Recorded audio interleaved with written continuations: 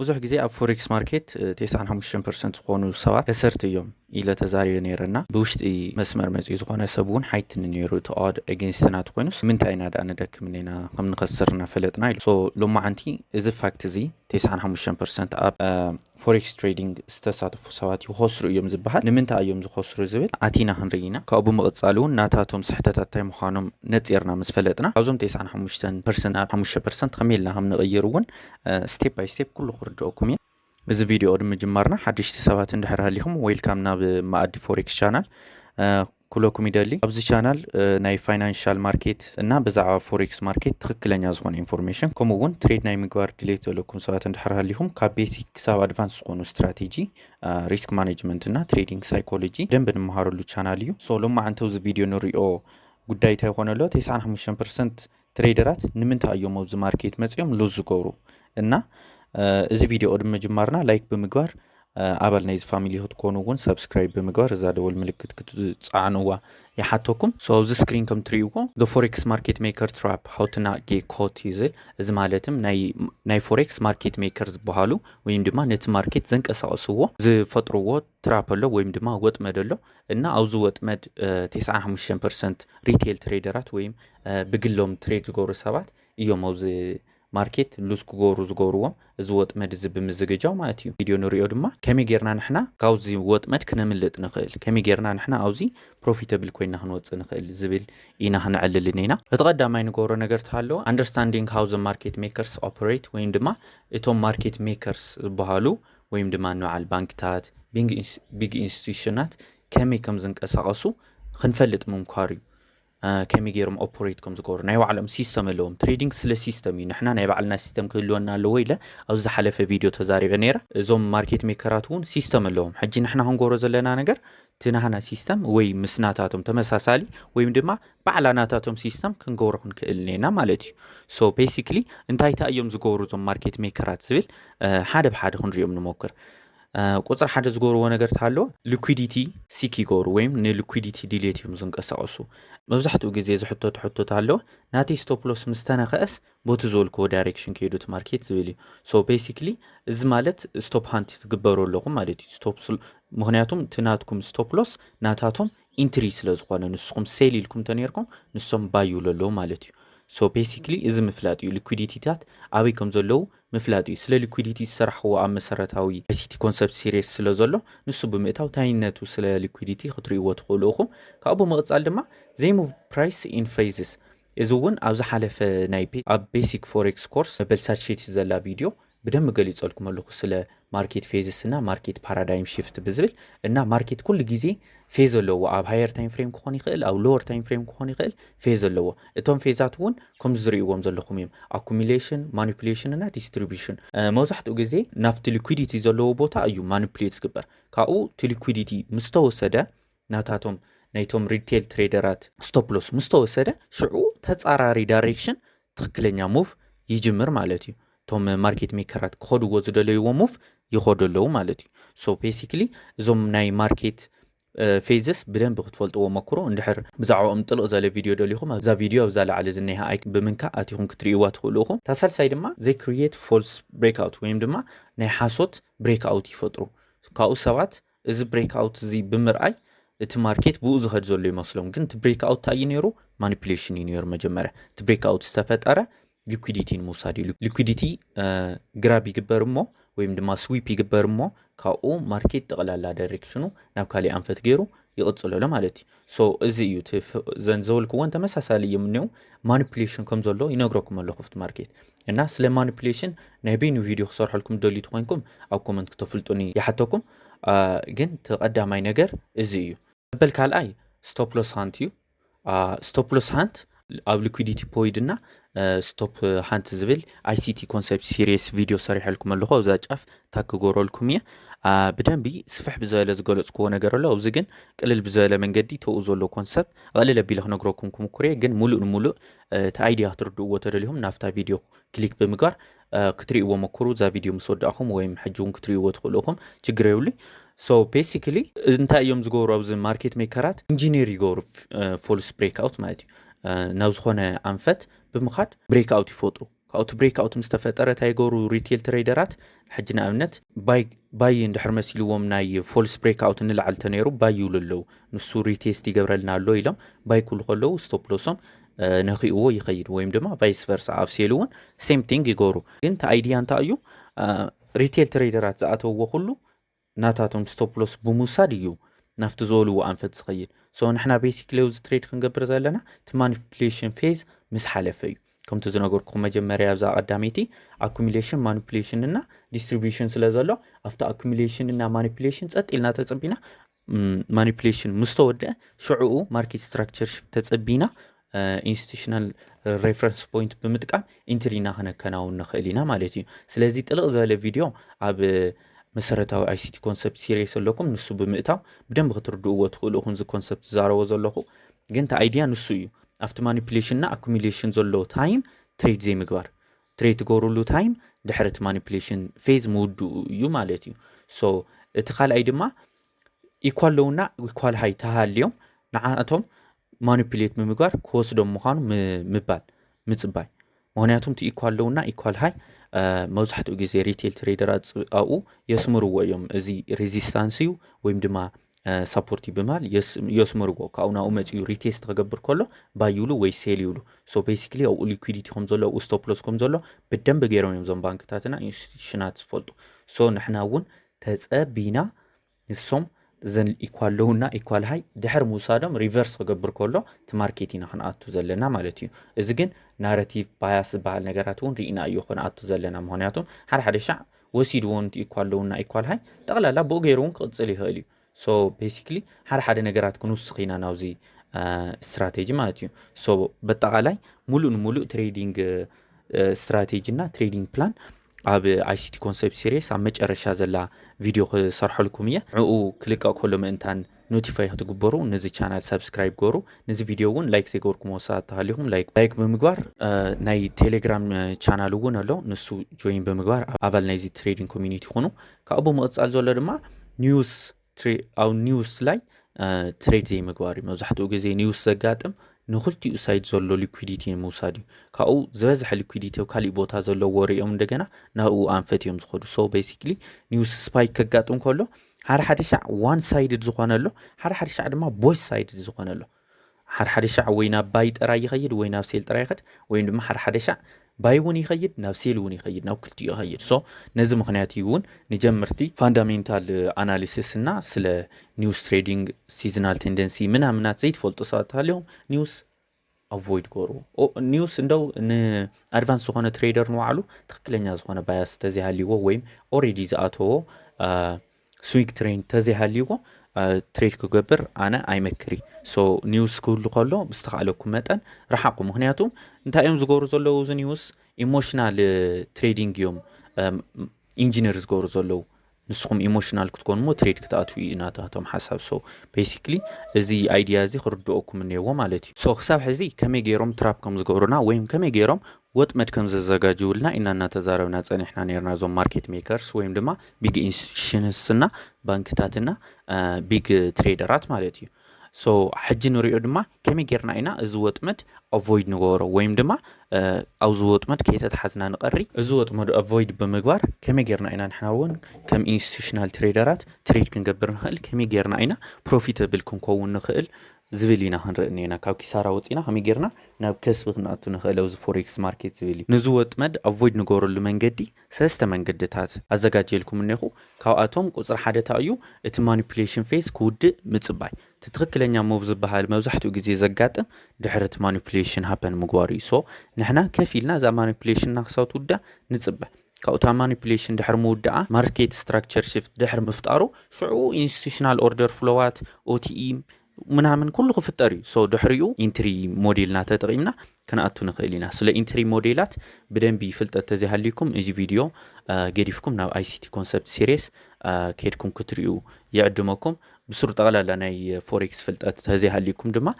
ቤሲክ ፎሬክስ ኮርስ ዝብል ፕሌይሊስት ጀሚርኩም እዚ ቻናል ክትከታተልዎ ካብ መጀመርያ ዘሎ ኣትሒዙ እቲ ናተይ ዕላማ እዚ ሙሉእ ንሙሉእ ናይ ፎሬክስ ትምህርቲ ምምሃር ስለ ዝኾነ በብታራ እየ መጀመርያ ናይ ቤሲክ ፎሬክስ ኮርስ ሰብ ዝብል እንታይነት ብዛዕባ ፎሬክስ እንታይነት እዩ ስፕሬድ ኣስክ ቢት ምናምን ቶም ተርምታትና ነገራት ካብ መጀመርያ ትሒዝኩም ክትመሃሩ ትደልዩ ካብ ቤሲክ ፎሬክስ ኮርስ ዝብል ፕሌሊስት ክትጅምሩ ካብኡ ድማ ናብ ICT ኮንሰፕት ሲሪስ ብምእታው ስለ ስትራቴጂታት እንታይ ምዃኖም ዞም ዓበይቲ ሙቫት እና ዞም ናይ ማርኬት ፓራዳይም ሽፍታትና ናይ ማርኬት አንቀሳቀሳ መንገድታትና መንዮም ትሬደራት ዝብል ኩሉ بدنب تمهارلو channel سو كساحز سبسكرايب زي غوركم ساعات عليهم سبسكرايب كتقورو ينقركم كأو تخال أي كوزوت متكنوت ز حجزنا نجار انتر اون confirmation مالتهم باي الناس يلتولو سيلكم basically break out سلازرعكم سلازي كونا ويزخونا break out retest سلازتجارة سلازي كونس ات market structure shift رأيو نلعل قاو حجنا عملت displacement ندحريهم دحرت displacement دما زخونا fair value gap كوني خيل بريكر بلوك اوردر بلوك ميديكيشن بلوك زخون يكون كله نديو نوع مزيو تيست غيرو اندغنا دحر مخادو اندغنا اكسباند دحر مغوارو اندغنا بول باك مستفطره مبل كالاي متاو بتلي نجمرتي زيا بطعمي از مخرا انا موزحتو غزي تي بيج موف دحر تا ماركت ستراكشر شيفت كاتش زغبره جن نجمرت تخوينو بدنبي افت ماركت انتان تعقس تمهارو مبل كالاي زولو ريتريسمنت تشيك تغورو افتر ريتريسمنت كتااتو يزمكر مالتي كاوسال سايدما لوجيكال زخونه ستوب لوس مقمط سلا ستوب لوس ብዙሕ ይተዛሩኩን መስለኝ ሳሕዚ ግን በጣም ላይ ነገር ዩ ስቶፕ ሎስ ማንኛው ይኹን ማንኛው ትሬድ ዝኣቱ ኣነ ኩሉ ግዜ ስቶፕ ሎስ ኣለኒ ስቶፕ ሎስ እንድሕር ከቕምጥ ዘይኪ ኢለ ቅድሚ ምእታዊ ናፍቲ ትሬድ ቅድሚ ምእታዊ ካኣቱ ከለኹ እዚኣ ካኣቱ እዚኣ ክወፅ ኢለ እንድሕር ክሓስብ ዘይኪ ኢለ ርእሰይ ታ ትሬድ ንሳ ኣይኣትዋን ገዲፈ እያ ዝኸይድ ግዴታ ስቶፕ ሎስ ክቕመጥ ነይዎና መብዛሕትኡ ግዜ ስቶፕ ሎስ ክነቕምጦ ዘለና ድማ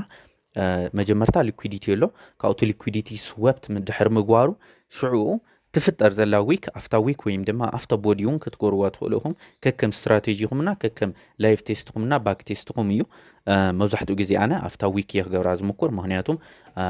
ريسك سلز قن after body مقار جن after body مقار طقم لو ويو هذا شعونا body سكوروا له جزي له نصف لا يو أب مسرته ICT concept series بدنا بخار دوكمي جن basically stop loss كنا أمتنينا أبزع liquidity sweep body خوني خيل candle خوني خيل أب شادو خوني خيل أو ويك خوني خيل كنا أمتنينا مهنياتهم نسو already liquidity سلزوا سرة ندجنا متيوم stop loss أو أزولو نموسات أي حسون مهنياتهم already تأزولو stop loss سلزوا سلوا مالتيو بدن بقول زي خونه لكم يخلي تحزوا لزول هناجر جن مسرته ICT concept series playlist أتيهم تاريخهم نص بدن بي هورا لكم يتحجزوا لزول له سل استراتيجي سل تعاطوا سل واتس كله مسرته ICT concept series كمراكم يا مالتي صحيح كم يجرون ماركت ميكرز أو ماركت وات مدكم زرقوا نظام ريتيل تريدرات ويم دما جلسة تريدرات ستوب لوس بمنكا خمي جيرون كم زخسرو نانغوركم نيرنا حجي إذا فلتت محست راي أخول يكونن اتفلتت أو تجاركم علنينا كم يجرنا إنه علن خير زبل أو زقنا جروكمية فيك أوت استراتيجيز بعلني حجي أو زي فيك أوت كفتر كله استفعل عليه عينتنا فيك أوتات يمزلوا بزعوهم طلب زي خالي فيديو خسر حلكم يجن زوم فولس موفات دهر مفتقرو نحنا معريوم اندحر اتينا بروفيتابل ناي مخان كيلتنا يعب له مالتيو جن من بيكون منم تريد قدم مئتاوكم ازي فلطت ازي سلازلكم طراي كتاتو يولكم من مجمرتا حد نغرات كتغوروم زلكم نغرات نيو مجمرتا ناي بعلهم كلير زخونه بايس كلوكم نيو سلا بايس بدن بهتمهار مكرو سلا ناراتيف بدن بهتمهار مكرو صباح زفتر كاندل انت عينت كاندل كم زخونه تفلطوا وقت كله نيكم بوليش كاندل ديو بيرش كاندل ديو اوبن لو هاي كلوس ديو اوبن هاي لو كلوس ديو قومتات تفلطوا وقت كله نيكم مهنياتهم نسو بتعمل لاي سلا زخونه مالتي سو نسو قدامايني كاو اوزي حجي خمي غيرنا عينا مساعتهم تريد كنقبر نخيل بزبل لما حد نتوتا تزغاجينيو كاواتهم كنت زولكو سلا بايس فلوتو كاو جن نسا سلازي صحفكو ايا او زقو صرح حد نيهانتايا liquidity grabات مزججا liquidity grabs بحالو sharp زخونو ويكات ويم دما shadow زلو ويو هاينا لو مالتي سو زوم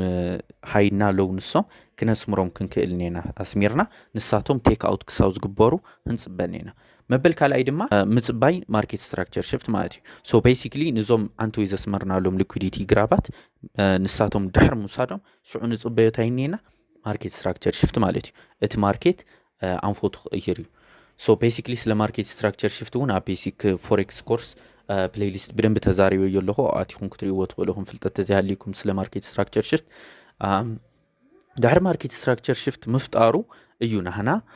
ኢንትሪና ነዘጋጁ ማለት እዩ ፌር ቫሊ ጋፕ ዲና ናቱ ኦርደር ብሎክ ዲና ናቱ ብሬከር ብሎክ ዲና ናቱ ሚቲጌሽን ብሎክ ዲና ናቱ አምንታይና ናቱ ዝል በደንብ ነጻሪ የሉ ነገር አው ሳልሳይ ዝሆን ዘሎ ኢንተሪንግ ዊዝ ፕሪሲሽን እዚ ማለት ሶሊድ ዝሆነ ፕላን ከነዘጋጁ ነና ቀድመ ፕላን ምዝግጃውና አፍት ማርኬት ክእለት ክእልወና ነው ፍልጠት ክእልወና ነው በደንቢ ባክ ቴስት እንገብርኔና ላይፍ ቴስቱን ክንገብርኔና በዲሞ ምናምኑን ክንለማመድ ነና شو سرح استراتيجي سرح አታታቷ ሜትድ እንድሕር ፈሊጥና ሽዑ ንሽ ለይ ስቶፕ ሎስ በመጥቃም ዓውይ ዝኾነ ሪስክ ሪዋርድ በመጥቃም ኢና ኢንትሪ ናኽንኣቱ ዘለና በጣም ፕሪሳይስ ዝኾነ ኢንትሪ ክህልወና እኒአዎ ማለት እዩ ከምቲ ዝበልኩም ዓንቶይ ስቶፕ ሎስና ኣብ ሊኩዊዲቲ ስዊፕስ ተቐመጦ ኣብ ሓደ ሻዕ ኣብ ፌለር ስዊንግ ምናምን ንሱታት ኣብ አይሲቲ ኮንሰፕት ሲሪስ በደንብ ወርዶኩም ስለ ስቶፕ ሎስ አቀማምጣ ግን ተዋና ሓደ ካፍቶም ዝነገርኩም ሊኩዊዲቲ ስዊፕ እዩ ሶ ኣብ ሊኩዊዲቲ ስዊፕስ ተፈጠሮ ኣብ ልዕሊኡ ምግባርት ስቶፕ ሎስና ማለት እዩ ራንደም ናምበር ዘይኮነስ ትክክለኛ እና ሎጂካል ዝኾነ ስቶፕ ሎስ ክኸውን ነው ሶ ክሳብ ሕዚ ስለ ማርኬት ሜከር ትራፕ ተዛሪብና ኣለና ከመይ ገይሩ ን95% ትሬደራት እኽሲሮም ከም ዘውፅዎም ካብዚ ማርኬት ካፍቶም 100 ሰባት ናብ ትሬዲንግ ተኣትዮም 5 ሰባት ከሲዮም ይወፁና ዞም 5 ሰባት እንታይ ስለ ዝፈልጥዮም ዝብል በደንብ ክብራህርወልኩም ሞኪረ ኣለኹ ሕጂ ካፍቶም ሓደ ዝነገርኩም ነገራት ከም ሕግ ገይረ ድማ ቁርባ ተምፅልኩም ኒኹ አልቲሜት ሩል ዝብል ቀሊል ዝመስል ኮይኑ እቲ ሙቭ ወይም ድማ ክትሪእዎ ከለኩም ብጣዕሚ ኦብቪየስ ኮይኑ እቲ ኦብቪየስነት ይፈላለዩ ቤሲክሊ ይግናቱ ከለና ኦብቪየስ ስለ ዝኾነ ኢና ናቱ ግን ካብ መጠን ላዕሊ ኦብቪየስ ዝኾነ ሙቭ ኣሎና ከምኡ ዓይነት ሙቭ ተኮይኑ በርግጠኝነት ወጥመድ እዩ ሶ እዚኣቶም ውሕዳት በቃ ክግበሩ ኣለዎም ኢለ ዝሓሰብኩም ቢያንስ ክሳሕ ዝበልኩም ኩሎም ክግበሩ ኣለዎም ዝበልኩም እዮም ግን እዚኣቶም ጠቕሊሎም ንኩሎም ዝሓዝዎም ሰለስተ ነጥብታት እንየው ሓደ እቲ ብሬክ አውት ብጣዕሚ ፍሉጥ ዓይነት ብሬክ አውት ኮይኑ ኮንፈርሜሽን ተጽበዩ ከምቲ ዝበልኩም መጀመርታ ማለት እዩ ኢንተር ክትገብሩ ከለኹም ማርኬት ስትራክቸር ሽፍት ተጽቢኹም ካብኡ ዝፍጠር ዘሎ ኢንስቲቱሽናል ሬፈረንስ ፖይንት ተጠቂምኩም ተኣቱ ትኽእሉኹም ሬፈረንስ ፖይንት ማለት እንባዓል ኦርደር ብሎክ ፌር ቫሊ ጋፕ ምናምን እዮም ገዛዕቦም ኣብ መሰረታዊ አይሲቲ ኮንሰፕት ሲሪስ ሓደ ነገራት ተዛሪቡ ኣለኹ አይዲያ ታዩ ኣፍቶም ንሳቶም ኮንፈርሜሽን ተጠቂምኩም ክትኣቱ ትኽእሉኹም ግን ጀመርት እንድሕር ኮይንኩም ንሳቶም ተጠቂሞም እንታይ ይገብሩ ኣለዉ ዝብል ከፊልኩም ረእይዎም ካብኡ ድሕር ምርኣይኩም እንደገና ሊግ አፕ ከርኢ ይምሽ ብሬክ ኢን ማርኬት ስትራክቸር ከርእይኩም ሽዑ ማርኬት ብሬክ ኢን ማርኬት ስትራክቸር ድሕር ምርኣይኩም ሽዑ ዝፍጠር ፑልባክ ኩሉ ወይም ድማ ሪትሬስመንት ኩሉ ካብቲ ሪትሬስመንት ንስኹም ክትኣቱ ትኽእሉኹም ማለት እዩ ኦቲ ብምዝርጋሕ ኣብታ መበል ካልኣይ ዝተፈጠረት ሌግ ክትኣቱ ትኽእሉኹም ማለት እዩ ሶ እዚኣ ቀዳመይቲ ክትጥቀሙላ ትኽእሉ ንጀመርቲ ጠቃሚት እያ ዝበልክዋ ሕጊ እያ ታሃልእቲ ሊኩዊዲቲ ግራባት ማርክ ኣውት ምግባር ሊኩዊዲቲ እዮም ዚኣቶም ክውሰድዮም ኢልና ንሓሶም ሊኩዊዲቲታት ማርክኣፕ ምግባር እና ዚኣቶም ድማ ታዮም ኣብ መሰረታዊ አይሲቲ ኮንሰፕት ሲሪስ በደንብ ገሊፀልኩም ኣለኹ ስለ ኤዥያን ሃይ ኤዥያን ሎው ስለ ለንደን ሃይ ለንደን ሎው ኒውዮርክ ሎው እና ናይ ፕሪቪየስ ዴይ ሃይ ፕሪቪየስ ዴይ ሎው ካልኦት ዞም ሊኩዊዲቲ ግራባት ዝበሃሉ ገሊፀልኩም ኣለኹ ኩላቶም ሃያት ኩላቶም ሊኩዊዲቲ ግራብ ዝመስሉ ሓደ ይኮኑን ኩላቶም ይኮንና ነስምረሎም ሶ እንታይ እዮም ቶም ኪ ዝበሃሉ ቶም ቁልፊ ዝበሃሉ ዝብል ሰሪሕልኩም ኣለኹ ቪድዮታት ንሳቶም ኣቲኹም ክትሪእዎም ይመክረኩም ካብኡ እቲ ሳልሳይ እና እቲ ዓውይ ሩል ድማ እዚ ናይ ሳይኮሎጂካል ሩል እዩና ፎሞ ይስምዐኩም ተሃልዩ ፎሞ ማለት ፊር ኦፍ ሚሲንግ ኣውት ማለት እዩ ፊር ኦፍ ሚሲንግ ኣውት ይስምዐኩም እንድሕር ሃልዩ እዚ ኢንጂነር ዝተገበረ ስምዒት እዩ እቲ ስምዒት ንሱ ንጀመርቲ ተባሂሉ ዝተፈጠረ ስምዒት እዩ ባይመን ብማርኬት ሜከርስ ወይም ድማ ብባንክታትና ኢንስቲቱሽናት ዝተፈጠረ እዩ ንስኹም ብስምዒትኩም ክትኣትዉ እዮም ዝገብሩን ከም ዝኸይድ ንላዕሊ ኢልኩም ሞስ ንላዕሊ መሃድ ተጀሚሩ ሞ ንስኹም ከኣተኩም እቲ ማርኬት እንድሕር ኮይኑ ንላዕሊ መሃድ ጀሚሩ ሽዑ ንስኹም ኢሞሽናሊ ተዝኣትዋ ነይረ ሕጂ ዶ ከኣትዋ ምናምን ማለት ተጀምሩና እዚ በቃ ተዓውይ ነገር እዩ ክትሪእዎ ዘለኩም ክትከታተልዎ ነይኩም ጆርናል ክትገብርዎ ነይኩም እዚ ክስምዓኩም ከሎ መዓስ ከም ዝስምዓኩም ከመይ ኢሉ ከም ዝስምዓኩም ዘሎ ክትፈልጥዎ መክሩ ንስኹም ብደንብ ተፈሊጥኩም ከምዚ ማርኬት ዊነራት ኮይንኩም ትቐሪና ሶ እዚ ተዓውይ ሩል እዩ ንስኹም ቼክ ኣውት ገርዎ ዝብለኩም ነይኹ ነገራት እና ሓደ ናይ ሳይኮሎጂ ክኾን ይኽእል ናይ ትሬዲንግ ስትራቴጂ ሓገዝ የድልየኒ ትብሉ ሰባት ተሃልይኹም ሓደ ቪድዮታት ታክ ጎሮልኩም የብዙ መጨረሻ ንሳቶም ክትሪእዎም የተባብዐኩም ሶ ናይ ሎማዓንቲ ቪዲዮና እዚ መስል ብዙሕ ነገር ከም ዝተምሃርኩም ተስፋ ይገብር ዘይተረድአኩም ወይ ዘይኣተወኩም ነገር ተሃልዩ ዞም ሬፈረንስ ጎርኩም ቪዲዮታት ክትሪእዎ ሞክሩ ወይም ድማ ኣብዚ ቪዲዮ እዚ ባዕሉ ኣብዚ ርእሲ ዘይተረድአኩም ነገር ተሃልዩ ኣብ ኮመንታት ይሁን ከተፍልጡን ትኽእሉ ኢኹም ቴሌግራም ቻናልና እውን ከይድኩም ጆይን ብምግባር ኣባል ናይ ትሬዲንግ ኮሚኒቲ ናይ ማኣዲ ፎሬክስ ክትኮኑ ይዕድመኩም ብሓድሽ ቪድዮ ክሳብ ንራኸብ ሰላም ቀኒ